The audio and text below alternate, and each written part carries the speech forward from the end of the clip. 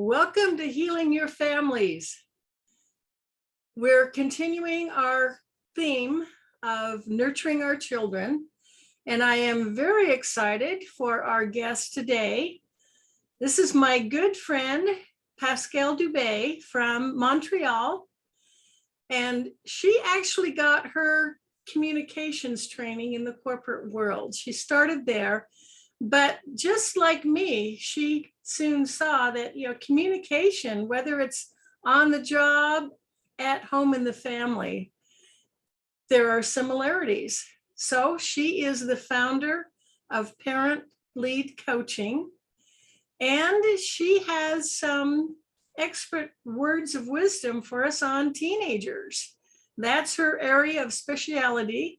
And I love that she makes the analogy between raising teenagers and growing a garden. Pascale, welcome. Hello, Emmylou. It's always so nice to talk to you. And talking about wisdom, I think you've got quite a few years ahead of me, but wisdom-wise, you are just amazing. Well, thank you. I love what you've learned about teenagers now.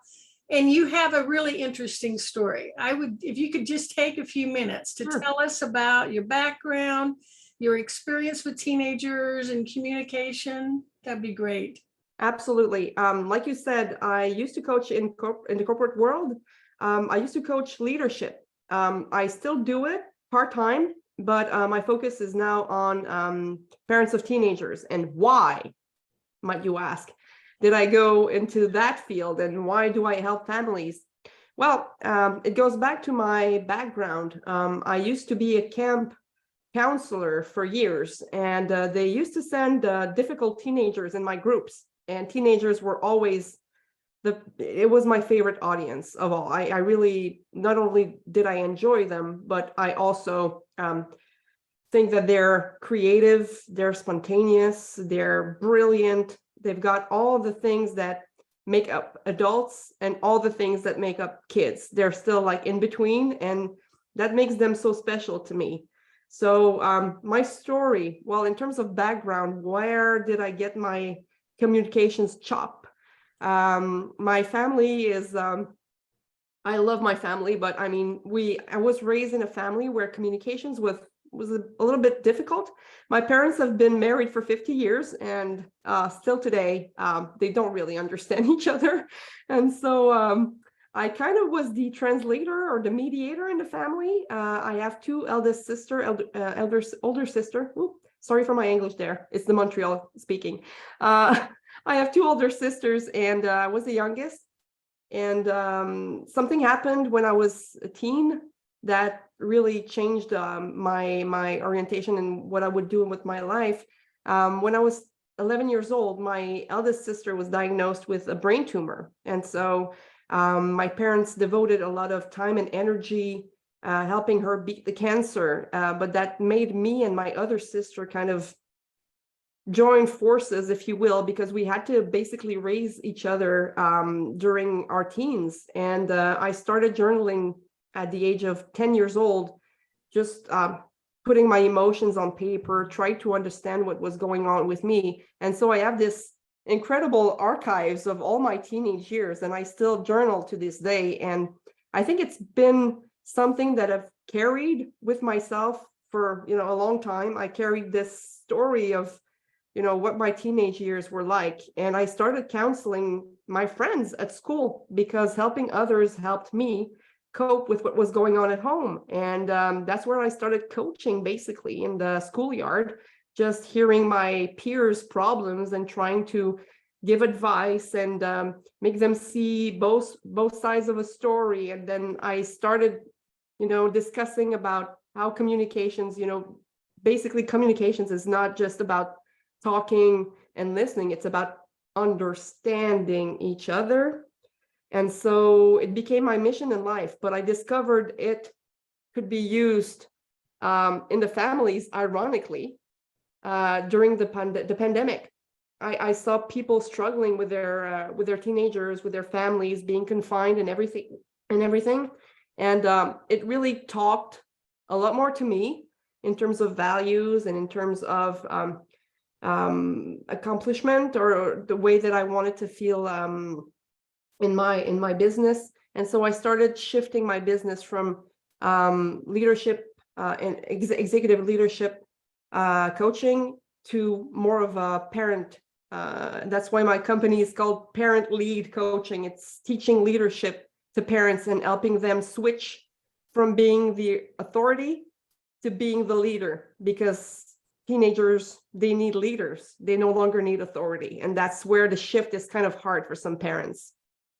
I love that point. Well, first of all, I want to comment that it sounds like even at a young age, you were able to see both sides of any interaction or relationship. Yeah, But I kind of had to because of my parents. I really was the mediator in between the two of them. And so that's how I learned. So you learned about how communication needs to work. But I also like your comment about parents need to see themselves as leaders. Now, can you elaborate? What does that look like when a parent sees themselves as the leader when they have teenagers? Yeah.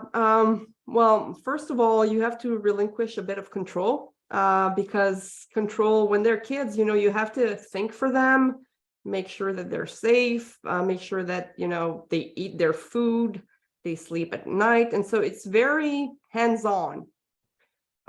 When they're growing up, when kids are growing up, if you keep, the wheel tightly in between your hands, you're going to lose your kid because they require more freedom from you.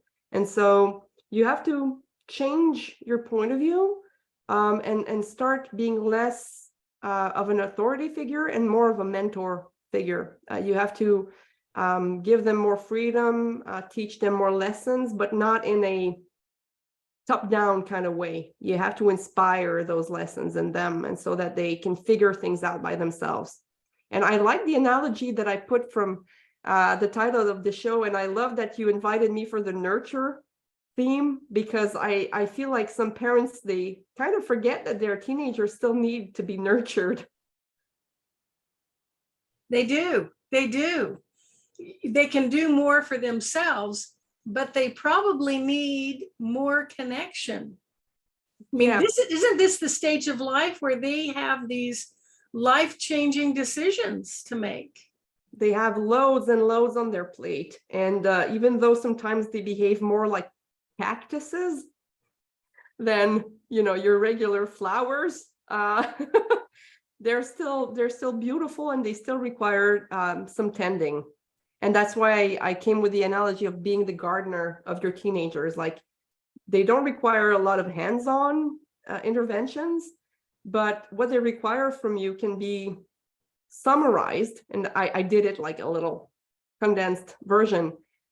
They need sun, they need water, and they need soil. And what do I mean by that? So I'll just elaborate on that. So sun, S for sun. They need you to support their ambitions and their dreams because they have loads of them. And so parents tend to be like more in the discipline kind of thing. And it's absolutely important, but they have to be motivated to pursue those dreams and those ambitions. And that doesn't require necessarily the parent being like controlling. It needs to be more of an inspiration and expand their horizons and make them experiment all different types of things so that they can figure out what they like, what they don't like.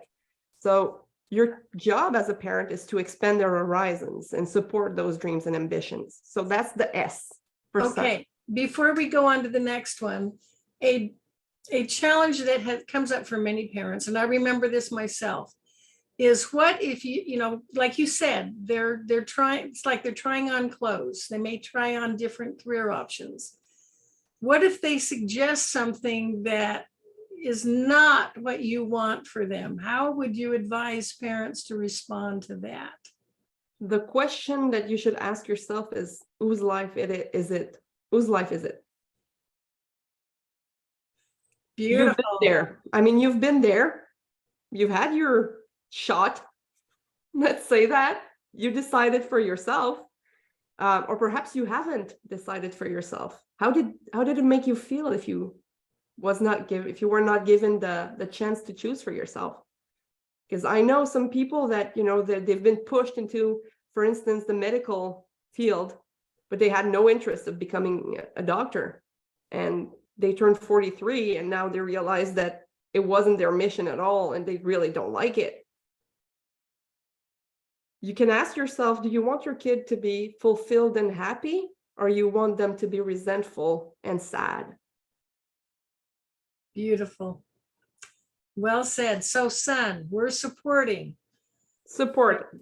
You, the son, you and the son, uphold your own standards.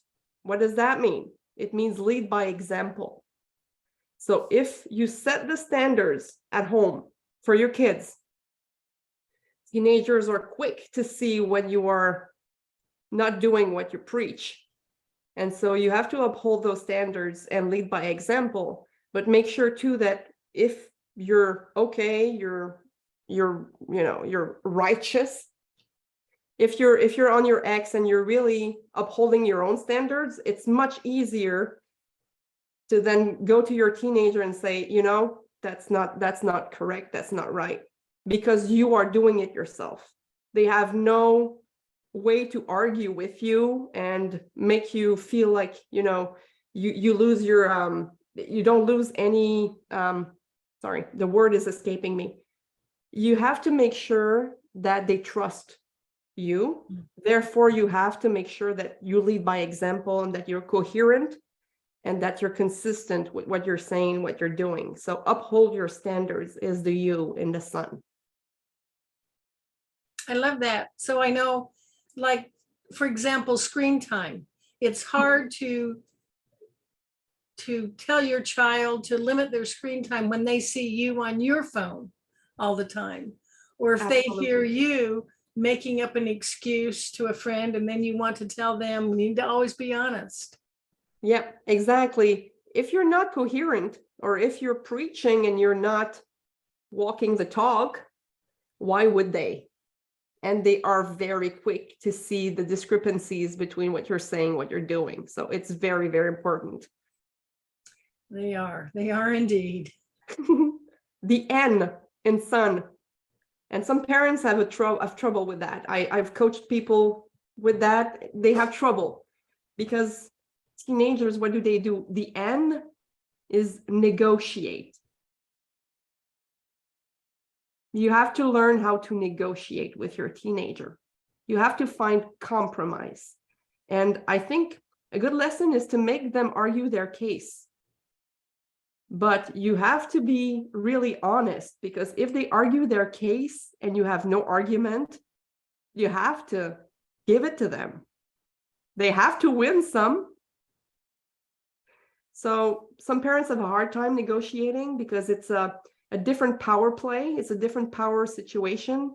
And the problem is, if you don't give a little bit of leeway, if you don't negotiate those compromises, then you will never get, it will break the communications line. It might hinder your relationship. And sometimes it's difficult to fix something that's been broken. So if you can learn how to negotiate, I'm not saying negotiate from a very early age, but a teenager, usually has enough life experience and they have enough brain power, if you will, to argue their case in a good way.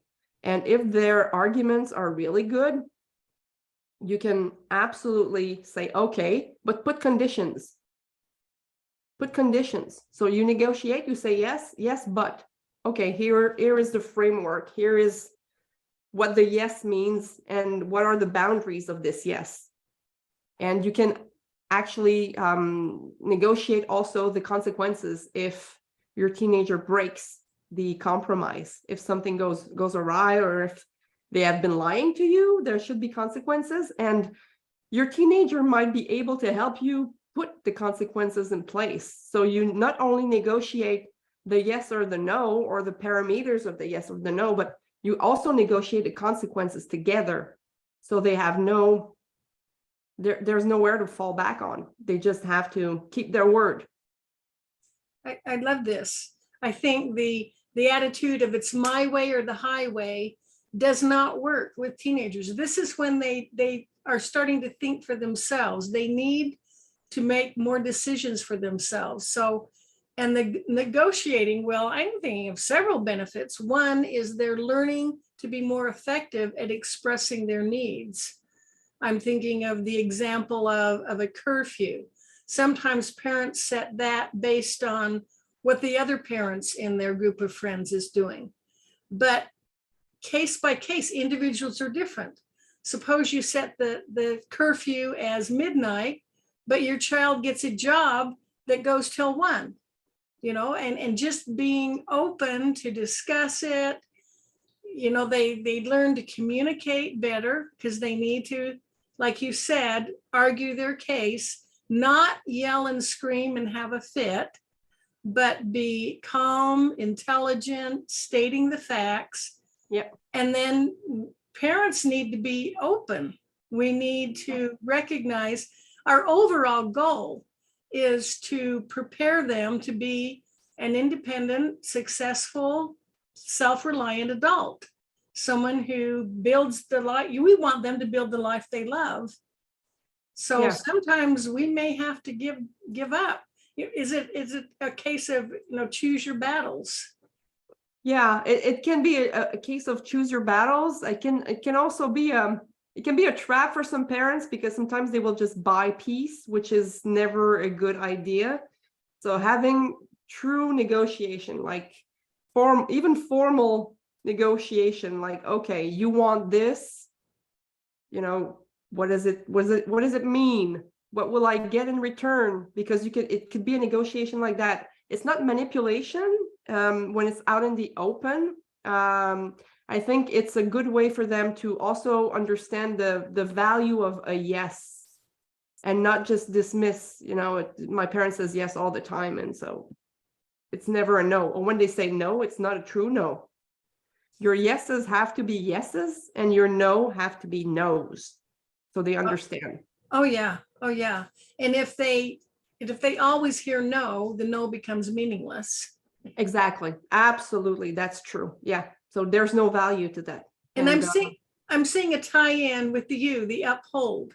Yeah. So if you're upholding your standard, an extreme example would be your child, your teenager is starting to experiment with illegal drugs. And your standard is we don't have illegal drugs in our home. So if it got to that negotiation, you would be holding to that standard. Yeah. But listening to understand, are they experimenting to meet an unmet need? Yes. Are they feeling the peer pressure? If we become horrified that, good heavens, how could you do that? And we shut them down. Yeah. But if we are open to say, let's talk about that, tell me what that means to you. While we're holding the standard, we're not going to allow illegal drugs in our home, but we can still salvage that relationship, right? Absolutely. You have to go to the need underneath. You said it. There's a need underneath. What is the need that's not being met? Why are they challenging you on this standard that they know is yours and you uphold it? Why are they going against your values? There's something underneath, but like you said, if you shoot them down or if they feel judged or if they feel like they have disappointed you beyond repair, then anything coming up, they will never come to you with any problems anymore because they will feel like you rejected them. And so that's not a good place to just foster and nurture your teenager. So try to leave the judgmental persona elsewhere because you have to understand what's the need underneath.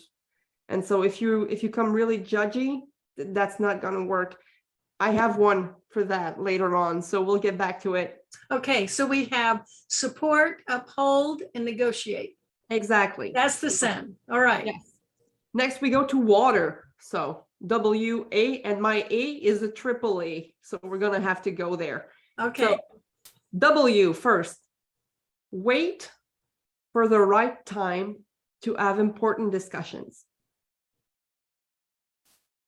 That means if you're heated up, or if you're becoming angry, or if you're in the car with all the other kids and for some reason, something pops in your mind, might not be the right time or place to have the discussion that you want to have with your teenager.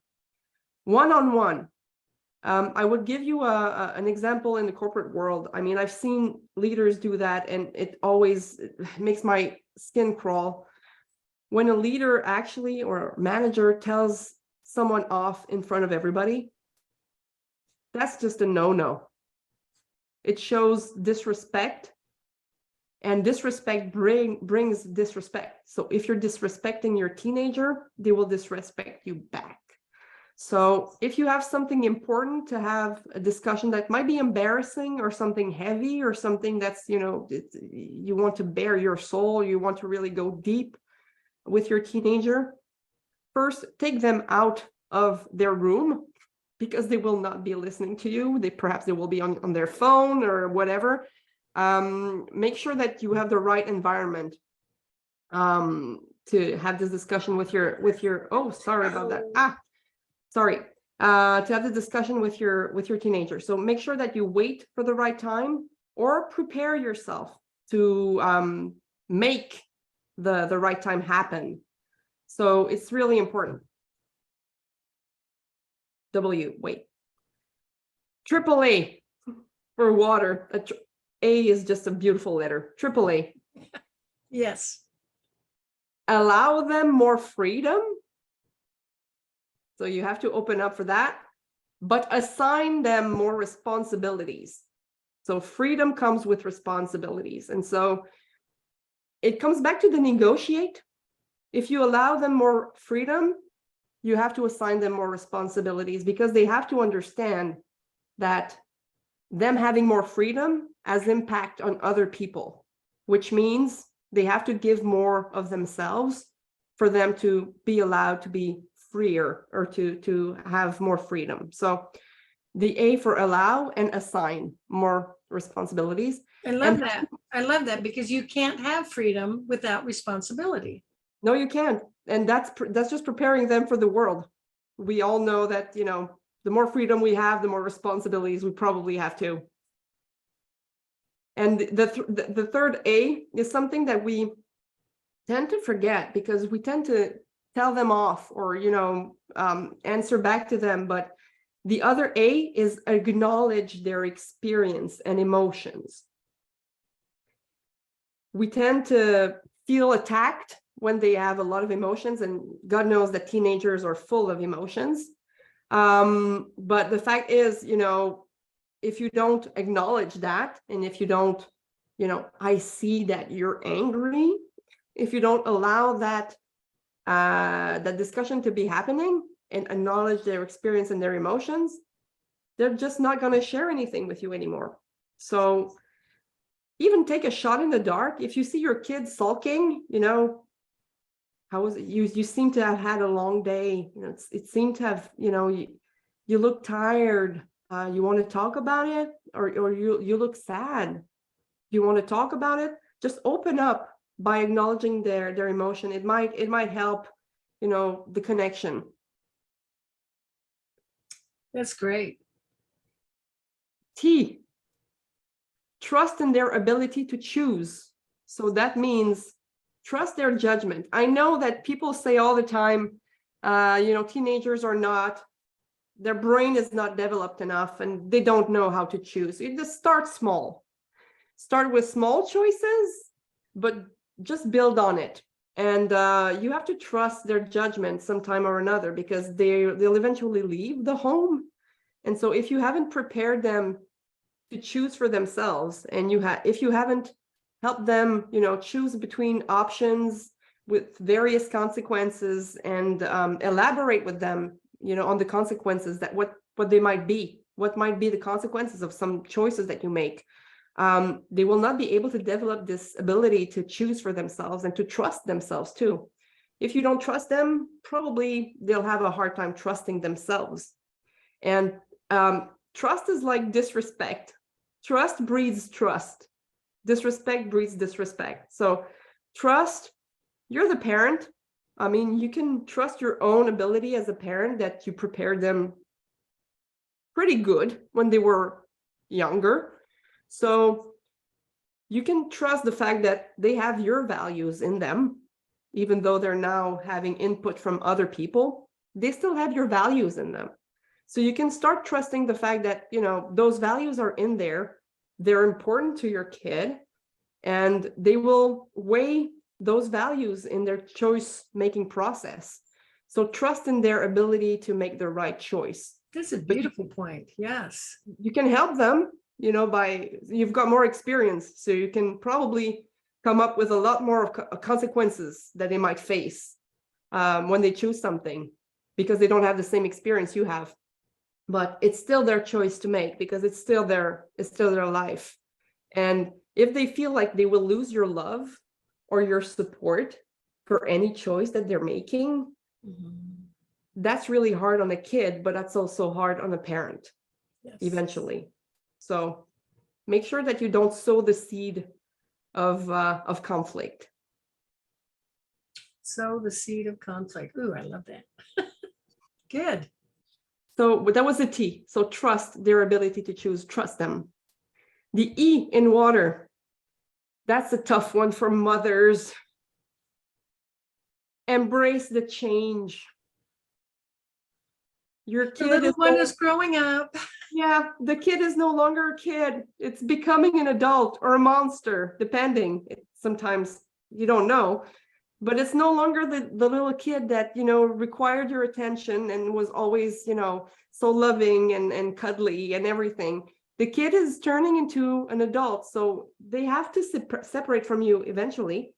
So instead of fighting the change, my recommendation would be, okay, so there's no going around it. This kid is going to leave eventually. So you've got a grief process to go through as a mother. And you have to embrace the change, because, you know, as I do, Emalu, that teenagers are so much fun. When you can, you know, just connect with them, they're so much fun.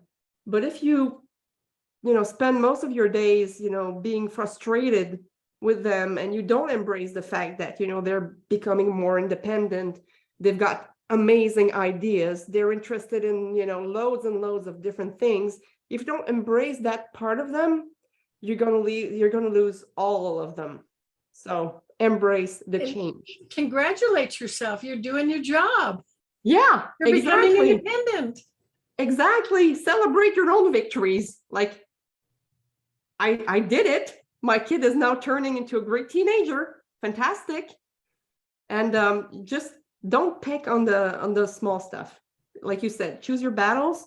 But if something your kid does, your teenager does, just amazes you, it doesn't cost anything to say it.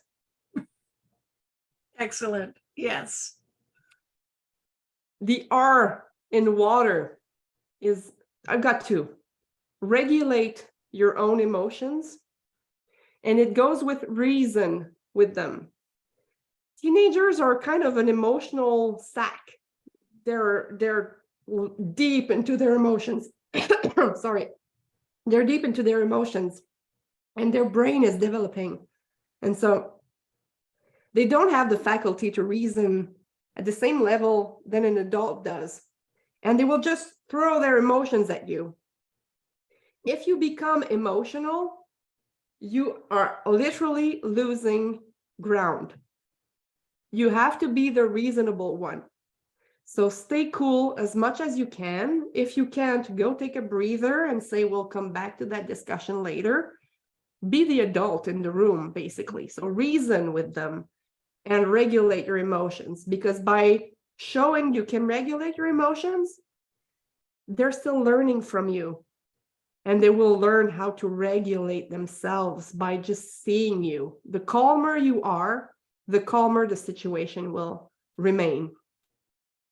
So regulating is super important. I agree. Absolutely. I love this. This is awesome. And now we're going to the soil. Soil. So S.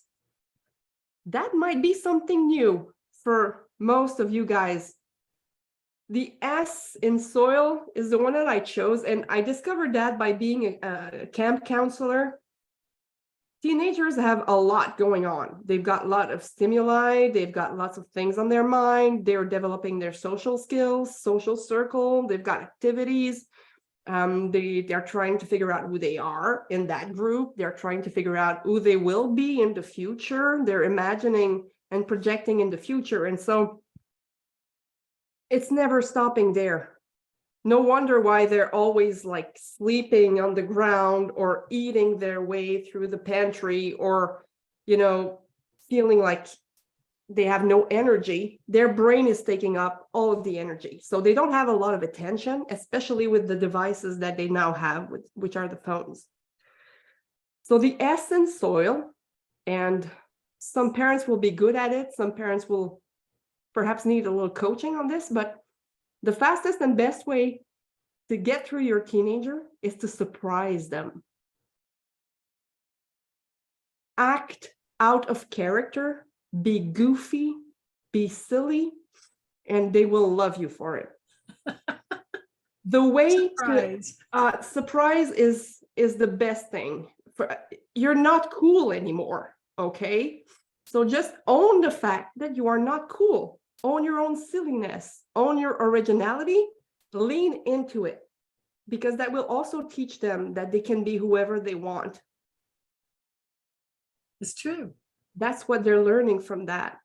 As a school, as a camp counselor, I was the goofiest, most silly, stupid. I had nothing that I couldn't do that was I was stupid. It was amazing. Uninhibited. Uninhibited. Thinking about something creative to do that would make you self-deprecation, I mean, it's gold. It's gold. So surprise, self-deprecation, they will love you for it. They might think, oh, okay, here's silly mom. I don't know if you know, you've probably seen it, Modern Family. Have you watched the Modern Family series? I've seen a few. Okay. For those who have seen Modern Family, be the Phil Dunphy. Phil Dunphy is a character in that series. It's amazing. He's a father. He's the silliest man that's ever lived or walked the earth. His kids love him for it. Of course, they're saying, oh, silly dad. And they kind of, sometimes they're ashamed of him, but not really. Not really. Because they know he's genuine? Yeah, exactly. So that's the key. That's the key. So surprise them to get their attention. I don't know, get into their room with a silly hat on your head. Do something. If you need to have their attention, you have to surprise them. So act out of character, be silly, be goofy, and own it. Own it is the important key. So that's the S. That's kind of it's my special weapon. O, the O in soil. That's a tricky one for most people. It's O for open up to them. Your kids are older, they're wiser. They now know that you're not perfect. They know that you have a life that they didn't see before. They kind of peeking in your life, and they are still very close. They're close enough to you to see when you're not feeling well, or where things are stressing you out. They can still feel this, and they are literally like sponges. They will get it. But if you're trying to keep that cover or that mask of the parent that's in control, or the parent that's perfect, or all of this pressure is actually pressure on your relationship with your teenager. All this thing, it's a wall between you and your teenager. It's a wall between you or anybody. It's important in any relationship. So open up to them. Showing vulnerability is what really bonds humans. And Sometimes you're afraid that your kid will lose the respect that they have for you if you show vulnerability. That's actually the opposite, because inside they're in shambles when they're teenagers. And to see that their parents is also struggling is kind of something that they can relate to. And you can bond over this. I agree. That can be very, very powerful. Very powerful. So open up to them was the O. The I, sometimes it's difficult because teenagers may not want to, or they may not know that they want to, but the I is invest in quality time with just them. That means no arguing. You do something that they love. You enjoy time together. That puts pressure off, everything going on. If they need a breather and you need a breather, just invest in quality time with them. No siblings, just one-on-one. Invest time in them because they're still young. They still need you. And that might be the good opportunity for them to open up to you because they feel secure, comfortable, and they feel that they're connected to you. So whatever's going on might be the opportunity for them to share it with you. If they don't have time one-on-one with you, or if there's no time that they can really open up, that they don't feel like they're connected to you, there might have been some things that go unnoticed, or that they would just not share with you. So it's really important, even at their teenage years, younger, like 10, 11, 12, and even older, before they leave for college. If you don't invest this quality time with them, you're going to regret it. So just do it. Well, and isn't time the most precious gift you can give your children? You're the only one who can give it to them. And it's limited. There's only 24 hours in a day. Yeah. So it is the most precious gift. Yeah. And it's really an investment. That's why I put it in I mean, it's invest. The time you invest with your kid is something that, you're going to get tenfold, 100-fold later on in life. Because for them, it's very important. For you might seem like, a day is just a day. But in their mind, that day can live on with them forever. So don't neglect that. I love it. And we come to the last letter, which is L. And I finished with the L because, of course, soil, but also because I think it's one of the most important things that you can learn in your lifetime. It's not just good for teenagers or parents, it's good for everything. You have to learn how to listen. Oh, wow. Yes, profound. Yeah. We tend to forget that listening is being present, body and mind and emotionally be present. And being present means if your kid is telling you something, it's not the time to think about what you're going to cook for dinner. It's not the time to, think about what bills are not being paid. And if you are having an argument with your teenager, it's not the time to think about what your repartee will be. So learn to listen probably is the best skill that you can develop as a person, as a human being. But if you are a good listener, your kid will also learn that from you. So can you imagine if you give them that leeway, or that they will get ahead in life if they learn how to listen early on and you're the one teaching them. That's probably the best skill. And I've been coaching leadership with managers. People struggle with listening. It seems simple, but that's the toughest thing. And it's the skill set that sets you apart in life, in anything. So that's the L in soil. Absolutely. I love this. This is just, I love these. This is just really golden. A lot. So how do people contact you? How can they get more of you? Yeah, I actually, since we're good friends, and it's my birthday, but I decided to give away. You said time is important and time is a good gift. I'm giving away 30-minute session to anyone who wants to reach out.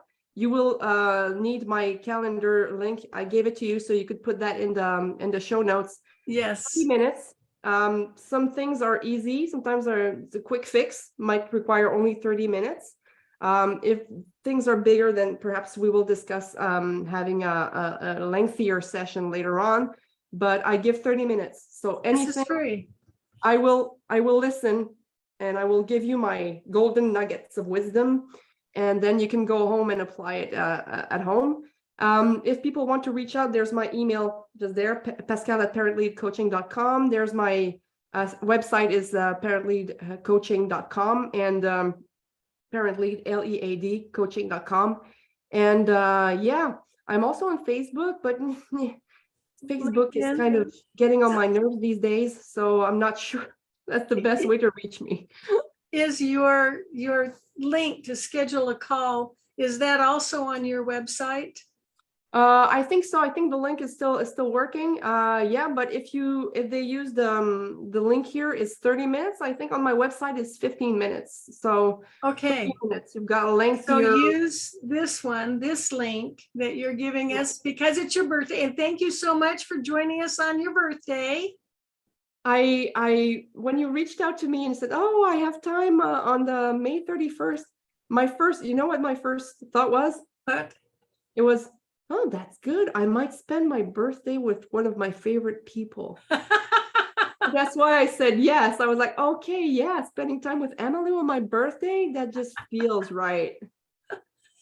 I'm glad you were willing to do it. You could have been out partying with friends. Thank you for joining us and for sharing so much just good, meaty information. And you know, those teen years are so challenging, but yeah.